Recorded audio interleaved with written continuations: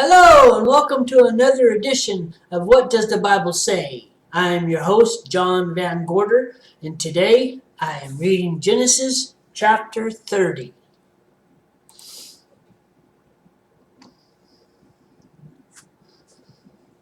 And I'm reading out of the New Living Translation. Verse 1. When Rachel saw that she wasn't having any children for Jacob, she became jealous of her sister. She pleaded with Jacob, "Give me children or I'll die." Then Jacob became furious with Rachel. "Am I God?" he asked. "He's the one who has kept you from having children." Then Rachel told him, "Take my maid, Bilhah, and sleep with her. She will bear children for me, and through her I can have a family too." So Rachel gave her servant Bilhah to Jacob as a wife, and he slept with her. Bilhah became pregnant and presented him with a son. Rachel named him Dan, for she said, "God has vindicated me. He has heard my request and given me a son." Then Bilhah became pregnant again and gave Jacob a second son. Rachel named him Naphtali, for she said, "I have struggled hard with my sister, and I'm winning." Let's stop there for a second. Okay. What we have seen so far through 30 chapters of Genesis is human beings taking things into their own hands. They're not going to the Lord about it. They're not seeking, waiting for the Lord to do something. They're taking their circumstances and they're putting them in their own hands. And we are seeing how much trouble they're causing for themselves when they take matters into their own hands instead of waiting on the Lord. So we'll find out later here what happens between Rachel and Bilhah. Okay, continuing on, verse 9. Meanwhile, Leah realized that she wasn't getting pregnant anymore, so she took her servant Zilpah and gave her to Jacob as a wife. Soon Zilpah presented him with a son. Leah named him Gad, for she said, "How fortunate I am." Then Zilpah gave Jacob a second son, and Leah named him Asher, for she said, "What joy is mine! Now the other women will celebrate with me." One day during the wheat harvest, Reuben found some mandrakes growing in a field and brought them to his mother Leah. Rachel begged Leah, "Please give me some of your son's mandrakes." But Leah angrily replied, "Wasn't it enough that you stole my husband? Now will you steal my son's mandrakes too?" Rachel answered, "I will let Jacob sleep with you tonight if you give me some of the mandrakes." So that evening, as Jacob was coming home from the fields, Leah went out to meet him. "You must come and sleep with me tonight," she said. "I have paid for you with some mandrakes that my son found." So that night he slept with Leah, and God answered Leah's prayers. She became pregnant again and gave birth to a fifth son for Jacob. She named him Issachar, for she said, "God has rewarded me for giving my servant to my husband as a wife." Then Leah became pregnant again and gave birth to a sixth son for Jacob. She named him Zebulun, for she said, "God has given me a good reward. Now my husband will treat me with respect, for I have given him 6 sons." Later she gave birth to a daughter and named her Dinah. Then God remembered Rachel's plight and answered her prayers by enabling her to have children.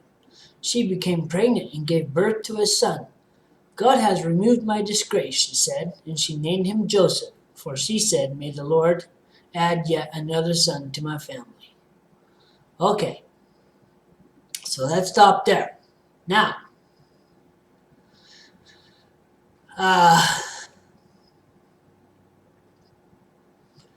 we see all kinds of things going on here.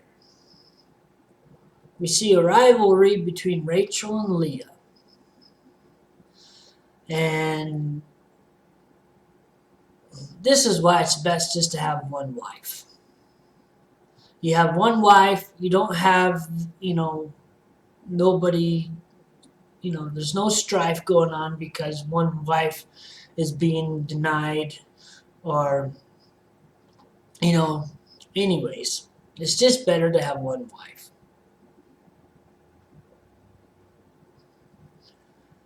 And besides, look at, Jacob has two wives and now he actually has more than two wives because they gave their servants to him as wives. So he has four, as far as we know here. He could have more, but that's all that's being stated so far. He has four wives. And he has to support all of them. Goodness gracious. But as we see, if Rachel would have waited and not given him Bilhah or whatever her name was, God would eventually, in God's time, he would eventually allow her to have children. But she didn't.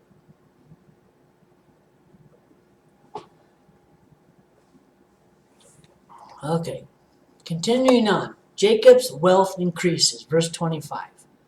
Soon after Rachel had given birth to Joseph, Jacob said to Laban, "Please release me so I can go home to my own country. Let me take my wives and children, for I have earned them by serving you, and let me be on my way. You certainly know how hard I have worked for you." "Please listen to me," Laban replied. "I have become wealthy, for the Lord has blessed me because of you. Tell me how much I owe you. Whatever it is, I'll pay it." Jacob replied, "You know how hard I've worked for you, and how your flocks and herds have grown under my care. You had little indeed before I came, but your wealth has increased enormously. The Lord has blessed you through everything I've done. But now, what about me? What can I start providing for my own family? When can I start providing for my own family?" "What wages do you want?" Laban asked again. Jacob replied, "Don't give me anything. Just do this one thing, and I'll continue to tend and watch over your flocks. Let me inspect your flocks today and remove all the sheep and goats that are speckled or spotted, along with all the black sheep. Give these to me as my wages. In the future, when you check on the animals and you have given me as my wages, you'll see that I have been honest. If you find in my flock any goats without speckles or spots, or any sheep that are not black, you will know that I have stolen them from you." "All right," Laban replied, "it will be as you say." But that very day Laban went out and removed the male goats that were streaked and spotted, all the female goats that were speckled and spotted or had white patches, and all the black sheep. He placed them in the care of his own sons, who took them a 3 days' journey from where Jacob was. Meanwhile, Jacob stayed and cared for the rest of Laban's flock. Then Jacob took some fresh branches from poplar, almond, and plane trees and peeled off strips of bark, making white streaks on them.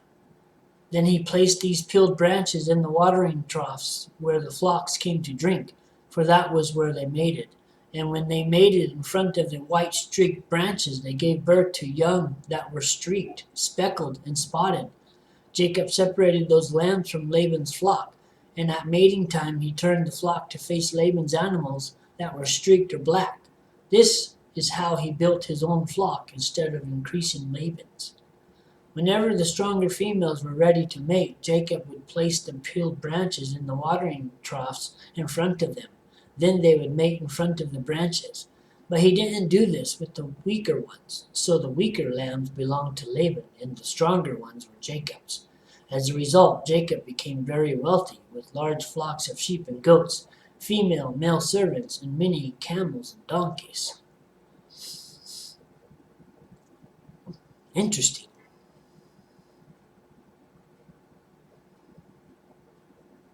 So again, we see Jacob scheming.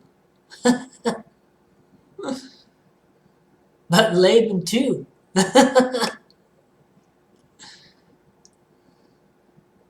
Laban has no um, he has no what's the word I'm looking for? No intent of letting Jacob go. He is wanting Jacob to stay forever. So that's why he removed the black and speckled and all that. And that's why he removed him. But Jacob is determined that he's going to get out of there, so he does his own thing. Goodness. Anyways, that's all I have for you today. Thanks for tuning in. Don't forget to like and subscribe. You can also share my videos. Let's get these videos out to people who need to hear the word. And the next time, I'll be reading Genesis chapter 31.